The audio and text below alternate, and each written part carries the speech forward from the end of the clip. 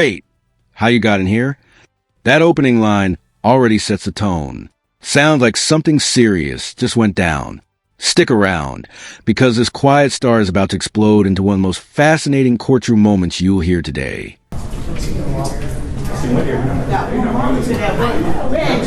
Catch her every day at the same time. IT.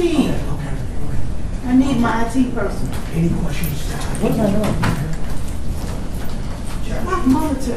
No, my monitor ain't working. Because I'm supposed to have this one on too. I don't know why. All of a sudden, like the last chapter died. That it was like, I don't know what happened. It was on. Like the button was turned on.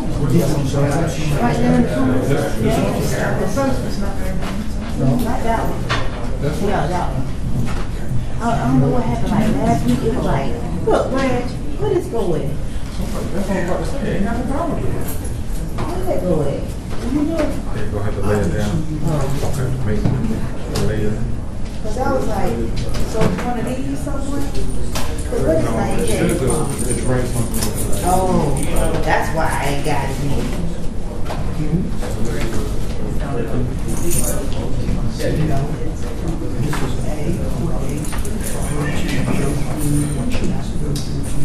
You got it? Yeah, I got it to my mom. Yeah, I was just like, that's what I'm saying. And I was like, oh, what happened? The only thing I can think of is if Johnny King come over here and be weapons. Hey, white now, Don, you see how dusty it is? I need some white. I ain't white nothing, but some, it was loose and then all of a sudden it just went out. So that was a good one. There you go. $9.95. $9.95. Send it to my bill person. A quick second. Quick second. Hey, you know that. Yeah, because I'm like, okay, that thing you got to because like from here, they'll light up sometime, but they'll if they don't light up sometimes, even if it lights up here, that means the cord is out. Not the power cord. Yeah. The cord to connect it. So that's what I was trying to see if it was I got you. See? All I had to do was call me.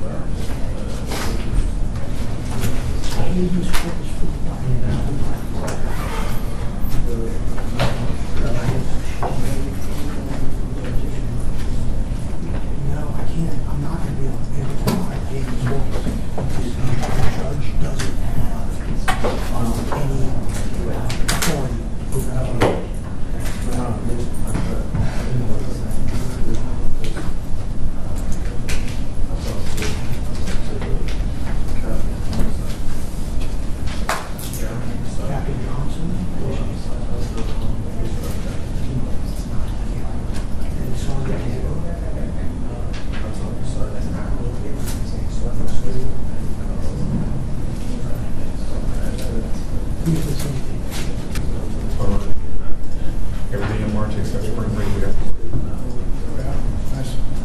The judge, 24th will be busy. 24th will be busy. yeah. The lawyer for Sheriff Paul is here.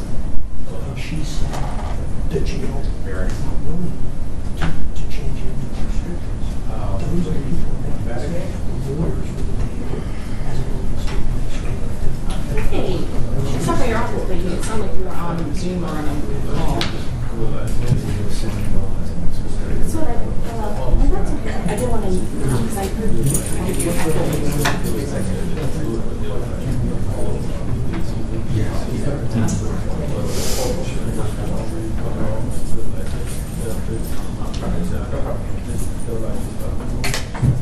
Yeah, when I got him out, he had it. Yeah. Well, it's not a question of any problem. Remember these, I can try to use it.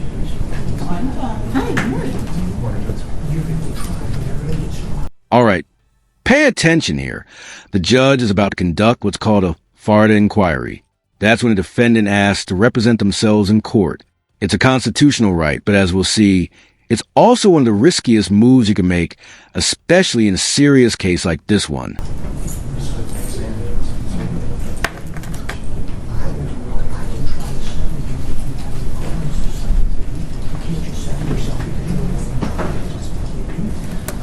Okay, so I know we are set today for me to conduct a Faretta colloquy with Mr. Murphy, and I will do that. I would note at the last hearing, I find that Mr. Murphy's request to represent himself was not unequivocal. At one point he said he wanted to represent himself, then he said he wanted time to hire new counsel, and I candidly am still unsure as to really what Mr. Murphy truly wants. I suspect that Mr. Murphy, understandably so, is very frustrated by the restrictions he's been placed on in Hillsborough County Jail. So what I would like to do, Mr. Murphy, before we get into the issue of whether or not you're actually going to waive a very important right, constitutional right to be represented by counsel, I've asked the representative from the jail, Ms. Hamill-Harris, to be here. Wow, did you catch that? The judge literally called it a fundamental mistake. She's not mincing words. Even though the law allows people to defend themselves, it's often like walking into a sword fight without armor. What would you do? Trust a lawyer or go solo? And I'm going to delve a little further into what the restrictions are and see if I can get a better grasp on what's going on there. So with your permission, I'd like to set off the Faretta for now. Let Mr. Gonzalez go ahead represent you for this portion. And then after we kind of work through those issues, then we can go on to the Faretta colloquy, assuming you still want to go forward with your intention to represent yourself. Does that sound good to you? Yes, ma'am. Okay. For you to give up your right to be represented by counsel is, in my opinion, such a fundamental mistake on your part. But the Constitution, the United States Constitution, allows people to make horrible mistakes and choose to represent themselves when they should not. But I think you may be under the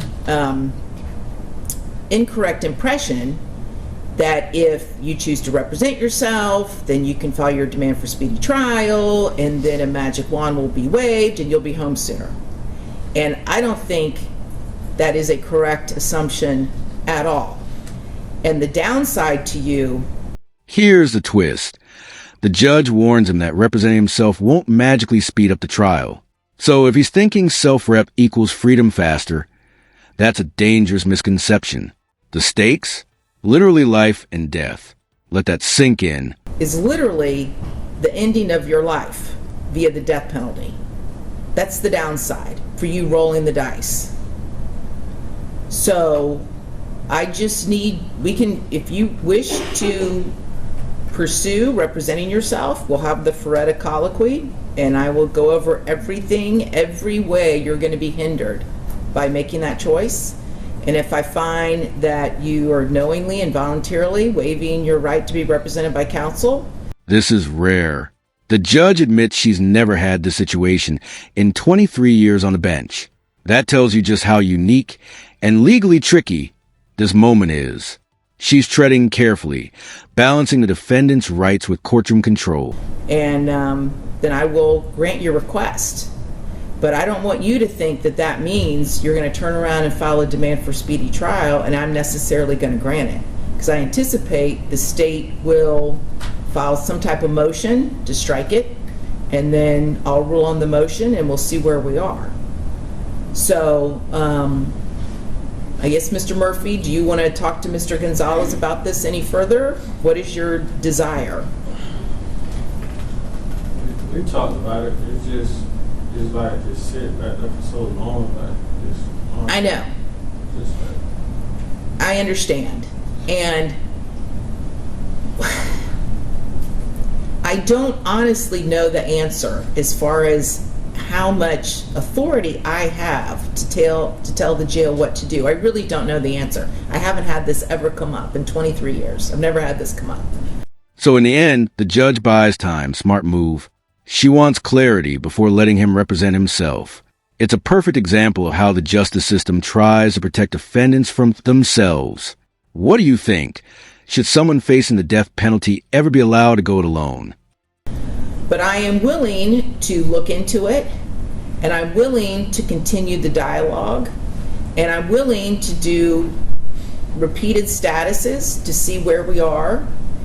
And if you would be willing at this point to keep Mr. Gonzalez on as your counsel and allow him to guide you through this process, and then I am going to talk to the detective, have him give me sworn testimony in camera so I get a better feel for what the allegations are, and then we can go from there.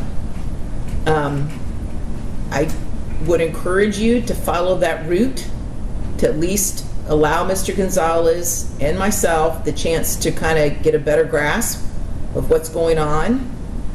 And then at the end of the day, once that has been explored and I know exactly what I can or cannot do and what the facts are or are not, once we reach that step, then at that point you can tell me, okay, Judge, yes, I still want to represent myself, or no, Judge, I want to continue with Mr. Gonzalez. How does that sound to you? That's okay. Appreciate it. Okay. So that's what we're going to do. Okay?